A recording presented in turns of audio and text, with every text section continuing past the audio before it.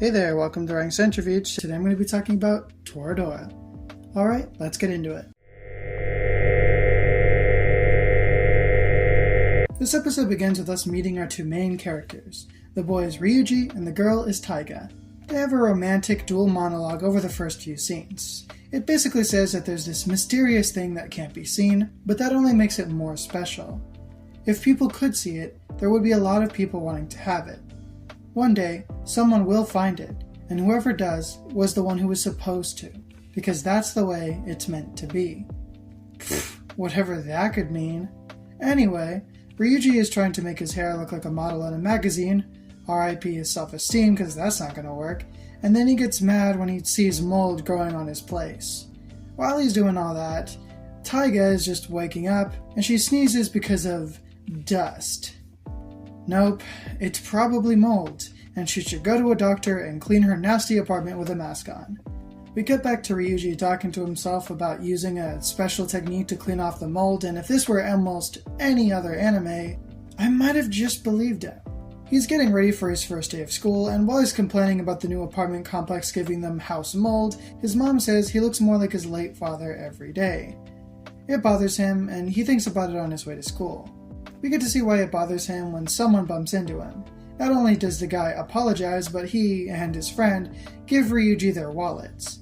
It's because Ryuji inherited a scary face from his father, and his mother's genetics just didn't even try. He returns the wallets and sees good news on the bulletin showing the class schedule. Then we get jump scared by the worst character acting nice just this one time. His name is Kitamura, and I literally made a whole video trashing this guy already. They go to class, and a girl named Minori with pink hair says hi to Kitamura, and she also says hi to Ryuji, and she asks him if he remembers her, to which he's like, "Yeah, I know your full government name."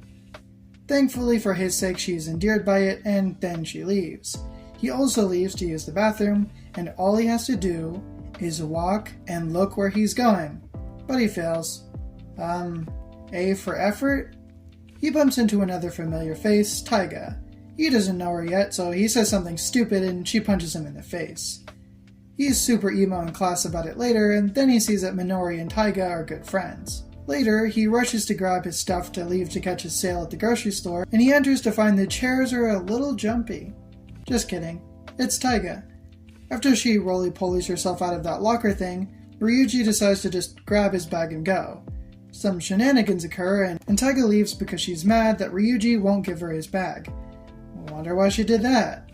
After Ryuji's done with his homework, he starts looking at a picture of his dad and vents his frustrations and apologies at him, because his father's face has caused him nothing but trouble. Then he finds a pink letter in his bag. It's addressed to Kitamura, but it's from Taiga. He makes fun of her and the envelope opens. He reseals it and hears a noise later that night. Because self-preservation is for cowards that live, Ryuji goes into the dark to meet his intruder. His taiga-shaped intruder nearly smacks him in the back of the head with a wooden sword. During their confrontation, he asks her why she's doing this, and it's because she wants Ryuji to forget about the love letter that was in his bag. Right before she cracks him like an egg, he shouts that the envelope was empty. Then she passes out from hunger, and he makes her some food. She's rude to him, and just as he's about to tell her off, she starts crying. He tells her that there's nothing to be ashamed of and proves that she shouldn't take that advice by taking out a big box full of love letters and other stuff that he made for her best friend. She gets grossed out and tells him that he aims way too high. Then, it's getting late and Ryuji's mom is about to come home, so he asks Taiga to leave. She won't because she doesn't trust him to keep her secret, and he says he'll do whatever she wants as long as she goes. Then she gets a little too excited and asks him if he'll really do anything. Even be her dog. Okay, Makima. He says yes, which is the best thing that could have happened to him, and then she leaves, and the next day, she makes him come over to her place. It smells terrible, so he cleans it, and when she wakes up, she sees that her place is clean, and that he made her breakfast. She thanks him by giving him a pillow to the face, and she starts eating. He's super happy to watch her eat the food he made for her, and the episode ends there. Wow, breathtaking stuff. I didn't expect this episode to be so funny. I laughed pretty often. It's also cool how much of the little things you noticed even after all these years. The first is how naturally things seem to flow, and how well expositional dialogue is strewn about. The backstory of Ryuji's face is very interestingly implemented specifically, and I like how his mom goes out of her way to make her son feel good about resembling his father. It seems like he doesn't have a lot of respect for her, but I think she does certain things like that on purpose. She likely knows a lot more than he thinks she does, and I find it interesting that she's likely trying to make him feel better about his looks. She wants him to be excited about the way that he is. There's a lot of interesting things about this episode's introductions to characters. One character that I was surprised by was Ryuji. I didn't remember the detail of how he cleaned up the classroom after Taiga destroyed it. I thought it was a pretty cool way for him to be set as a moral character. The specific reason why he was in such a hurry to get to the store was for a sale, much like a certain caped baldy, and he ended up cleaning until dark anyway. The other character that I didn't expect to make me laugh nearly as much was Taiga. Knowing that she was giving Kitamura a love letter, but screwing it up the whole time to the point where violence seemed to be her only option, but then realizing that the whole thing was invalid because she screwed up before any of it even started, was absolutely hilarious. I didn't remember how funny that really was, and although I'm not a huge fan of how mean she could be, seeing the more air-handed and forgetful side to her antics, as well as her vulnerability, endeared her to me anyways. I also thought it was interesting that she went through the box of Ryuji's stuff, and he probably didn't expect her to read any of it. If it were in English, I would have imagined that Minori's name was all over it. Also, dude, I don't know if anyone told you, but you go to the same school as Minori. I think talking to her might have been slightly more productive. I also find it interesting how the dialogue of her introduction implies things that aren't said directly out loud, but instead portrayed as info that Ryuji likes her by showing and saying pieces to paint the picture. Minori basically says that she's only seen him a couple times and that he was with his friend. She's trying to be friendly, which is in character, but also telling the audience what happened from both perspectives. Ryuji met her when she was talking to Kitamura, and he developed a crush on her throughout the times that she was nearby. It's also more than likely that she was nice to him all the times they saw each other, which is definitely something that would make him like her because everyone else is scared of him and never gave him a chance, as seen throughout the first episode. This is great writing, especially the dialogue. This also shows the audience that both her nice attitude isn't shallow, and why Ryuji likes her in the first place. The last scenes at the end were interesting as well, and I have a feeling that Ryuji liked Taiga already, because even watching her eat the food that he made him visibly smile. The intro with the main themes of the show said by future Taiga and Ryuji also make me feel emotions, which is weird. Ryuji's best friend is the first person we see that makes him more comfortable, and that makes the audience pretty quickly see why they're friends, but mostly why Ryuji has a deep appreciation for their friendship. Yeah, that's kind of all of it. Okay, cool. Those are all the thoughts I can think of. On to the next one. This episode begins by teaching Ryuji a lesson about assumptions. He realizes that his mom is actually happy to have Taiga over and that he agreed to be her dog for no reason. They walk to school and no, she doesn't carry him with a collar, and she makes fun of him, and he loves every minute of it, I'm sure. They bump into Minori, and Minori's shocked that they're so close, and Taiga explains that they're just neighbors. She didn't mention the part where they're secretly planning to match each other up with their best friends, and that actually includes Minori, but okay, whatever, doesn't matter or anything. Ryuji is ready to help Taiga with his best friend Kitamura so that he could have a chance with Minori, which is definitely stated out loud in the last episode and isn't something that had to spell out here for the audience. During PE, Taiga and Ryuji have an amazing plan. They'll loudly pair up in front of everyone, then Ryuji will attack the one who pairs up with Kitamura, then take them to the nurse's office so that Taiga could pair up with Kitamura. So they're stupid? The obvious answer is that they could have just asked who they wanted to ask and that's it. Minori and Kitamura literally partnered with the first person who asked them, so both Ryuji and Taiga missed their shot by making this stupid plan. Their plan snags when Taiga loses focus and gets decked in the face instead of their intended target. Then, Ryuji thinks about what he admires about Taiga. She works really hard to the point of looking silly, and that makes him secretly root for her. Pretty sure it's not a secret if everyone knows, but okay. Taiga makes cookies, and Kitamura is determined to make the plot happen, so he runs for no reason. Actually, what's the vice president of the school doing running through the halls? He's not supposed to do that. Why is he running? There is no reason for why he's doing that. What the heck? Taiga trips and Ryuji catches her. The only casualty was the cookies that she made for Kitamura, and when she brings them to Ryuji later, Ryuji eats them all in front of her when she starts feeling bad. Yeah, I don't have to elaborate if I don't want to. Someone saw him do this, and now there's a bunch of unsavory rumors about them. It was kind of nuts. Some of them are definitely true, and others exaggerated to the point where it's messed up. Saying that they were shopping together is fine, even though it's weird to bring it up, because, don't talk about people. But saying that they went to an apartment building together and insinuating more is just wrong. Minori asks if they can talk on the roof. She asks Ryuji to take good care of Taiga, and they hear a voice from above. Kitamura starts laughing maniacally and says he's happy for them. Taiga goes AFK and Ryuji catches her. Later, they're dejected and Taiga apologizes. They walk back home and Taiga gets so mad thinking about what's happening and how no one understands them that she kicks a streetlight. Ryuji joins her and they shout at their frustrations about their lives while damaging public property. Taiga's happy that she feels better, and she says that she's made up her mind. She's going to confess her feelings to Kitamura, and as long as he doesn't start leading her on, that'll be the end of this. Ryuji asks what she means by the end, and she says they'll just be classmates that happen to be neighbors. Since Ryuji lacks emotional awareness, he's forced to watch as she walks away because he can't articulate that he doesn't want that. Oh, dang. That's so messed up. He's paralyzed, unable to get the words out because of his life of being isolated from his peers, and it's getting in the way of his relationships even now that he's found someone to connect to. Brutal. The next day, Ryuji's salty and his mom is sad that Taiga isn't over for breakfast. When he goes to school, he finds the entire class is apologetic because Taiga chewed them all out. So everything's all cleared up. Minori pulls Ryuji aside and tells him that Taiga talked to her and was very passionate about making things right. Minori says that it could only be, but then Ryuji walks away while she's talking. He's so worried about Taiga that he forgets what this was all supposed to be for. He goes outside to clear his head and he stumbles onto Taiga's confession. They didn't see him, so he hides so that he doesn't get in Taiga's head and mess it up. She confesses her feelings to Kitamura, and he asks her about Ryuji. She explains that there's nothing going on between them, and then Kitamura asks if that means she hates Ryuji.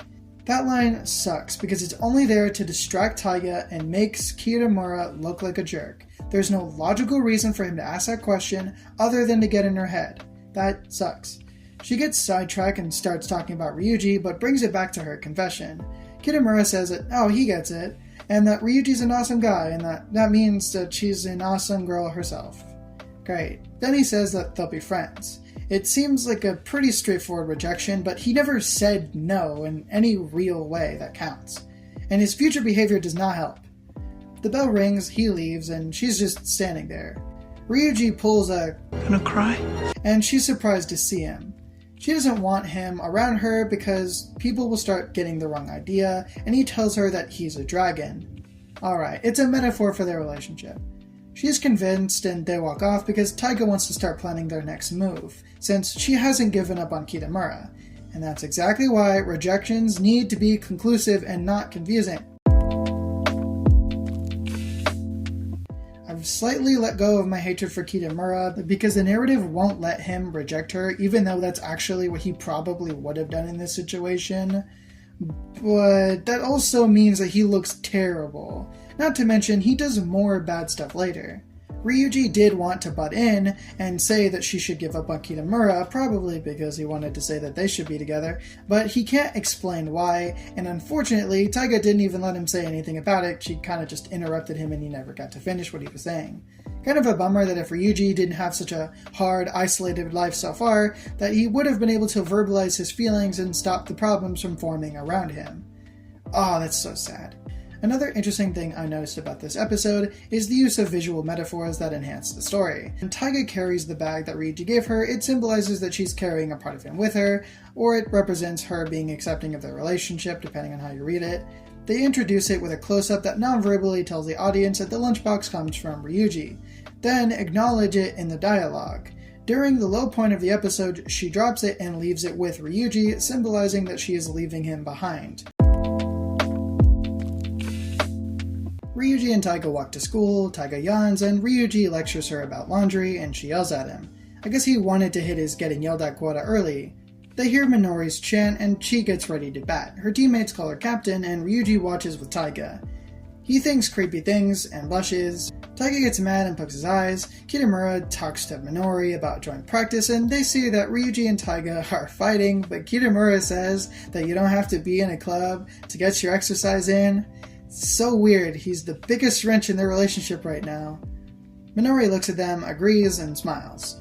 After the bell rings, Minori and Taiga talk about Minori's cell phone decorating little business that she started, and she has a box full of them, which surprises Ryuji. Minori offers to do his phone, but he declines out of nervousness.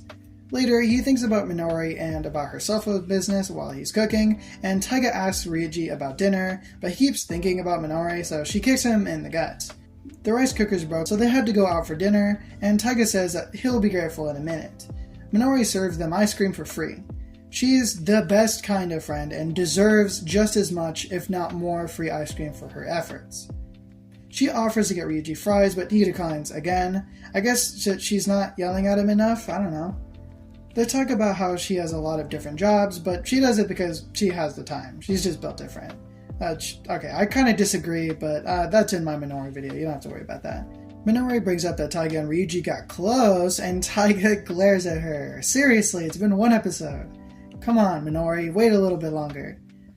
On the walk home, Ryuji talks about Minori and wonders if she has any problems, that's why she works all those jobs, and Taiga says she doesn't. Taiga brings up that jumping to conclusions to make himself feel like he's the only one who understands Minori is really creepy, and that he should not do that. She is so valid for that. Later, Ryuji feeds Inko, and Inko doesn't say their name again, but I guess it doesn't matter because I didn't mention it the first time. The next day, Ryuji is excited and dressed up, and Taiga is upset because they're going to the restaurant instead of eating at home because he wants to see Minori. He gets nervous and wants to go home to change because she made him self-conscious about his outfit, but she doesn't let him, and then this old man talks to them, harasses Ryuji, which is super gross, and then it's revealed that Minori works there, and she recommends a protein bar to them, and then they start helping out. Taiga's frustrated, and the old man wants her to make a delivery, and Ryuji makes her smile and be compliant. Minori gets the bike ready, and Taiga pauses. Ryuji asks if she can ride a bike, and she yells and says that it doesn't matter and runs off. Minori tries to make conversation, but Ryuji's shy. He offers to help her, and she says yeah. Taiga screams as she runs with the bike, and Minori and Ryuji look for something in the storage shed.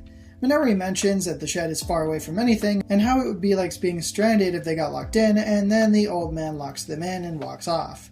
Ryuji yells and pounds on the door, and Minori tells him to calm down, and that's why they have their school anthem. Taiga falls with the bike and lies down on the grass. She talks to herself about not helping out at that place anymore, and Kitamura asks her what she means. He asks her about the bike and compliments her on learning how to ride a bike. She asks him how he knew she couldn't ride a bike, and he says it's because he kept an eye on her last year. Just a reminder that he knows that she has feelings for him and that she's been getting closer to his best friend. Just saying. Then he walks off, and she thinks about how he was watching her all last year, tries to ride the bike, and falls. She's frustrated and keeps trying and falling. She'd be even more mad if she realized how much Kitamura sucked, huh? She makes it back to the old man, and she asks him where Minori and Ryuji are, and he tells her he doesn't know. And she yells looking for them. Ryuji and Minori sing for a while, but their voices are getting tired. Minori's cold, but before Ryuji could offer his jacket, she says that they need exercise, so they play mock baseball. She's the pitcher and he's the batter. Ryuji notices that the song she sings is Pitcher's Getting Scared and that her hand is shaking. He mentions it and she freezes for a second but keeps her body moving. She pitches, but he strikes out, and then they switch sides. She says getting scared doesn't help, and that she chooses to smash through her fears and remember to have a plus ultra day. She notices a window that they can climb out of. Taiga searches for them and hears them, menacingly. Then they start to stack boxes. Ryuji knocks one down, and Minori gets a nosebleed, but she doesn't care and says it just means her heart's sweating. Yeah, that won't come back to break your heart later. Minori starts to chant with Ryuji, and Ryuji thinks about the glow that she's had since the moment he met her. Ryuji makes it to the window. Taiga uses a ladder and attacks him. The ladder then falls over, which means they can't escape, and Taiga has to let Minori know that they're still stuck in there. Bummer. Alright, on to the analysis. Taiga was really going through it throughout. This episode's specifically rough for Ryuji. He is a massive jerk throughout. This is the first time I felt super bad for Taiga, and he was also being a super big creep the entire time. Taiga was super valid throughout this episode. She was extremely patient and nice to Ryuji throughout this episode, and I think her anger towards him was extremely justified. The episode starts with her being quiet and calm, because she's tired, but then Ryuji bothers her with little things. I find that interesting because you would think he wouldn't like her chaotic self and would want to be nice to her and calm back when she wasn't yelling or hitting him, but he wasn't. It seems like he likes it. I just straight up think he likes it. I also think it's an interesting way to introduce them in this episode specifically, because her patience with him was most definitely tested, and when you judge her actions with remembering that she was kind of tired and annoyed the whole time, she comes off as more of a saint in this episode than any so far. I also found it funny that when Minori was at her job and they bump into her, the guy was like, work harder in order to show off, and then she's like, yeah, and then she just doesn't do it. She just goes back to normal and smiles at them to be funny. That was hilarious. Alright, now on to the conclusion section. The introduction to this story was so interesting, and I loved the first and second episodes. They were really funny, and getting to see a character confess feelings by episode 2 made this one the best. It kinda sucks that I think Kitamura's character might have suffered because of writing decisions. Taiga is a straightforward character that is brave enough to confess feelings, but that breaks the show. If Taiga got rejected, she would have gotten to be with Ryuji almost right away, since they both had major feelings. Ryuji would have come down those steps, and maybe they wouldn't date right away, but it would have happened.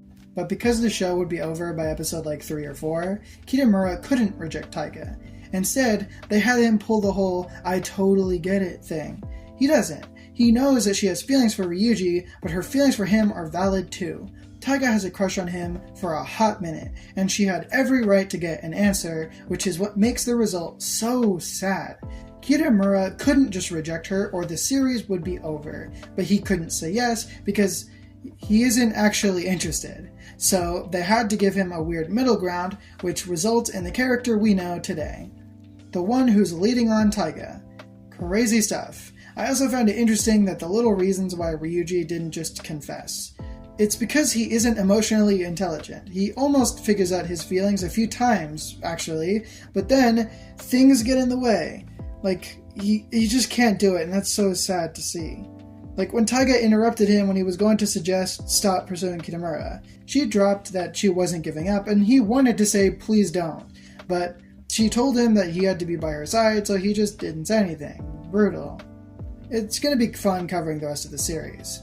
If you liked the video, go ahead and like the video. If you want to see more of my stuff, you can check out the playlist on my channel, including a bunch of videos I already made on Toradora. And subscribe if you want to see more of my stuff. I hope you have a good day, and thank you for watching.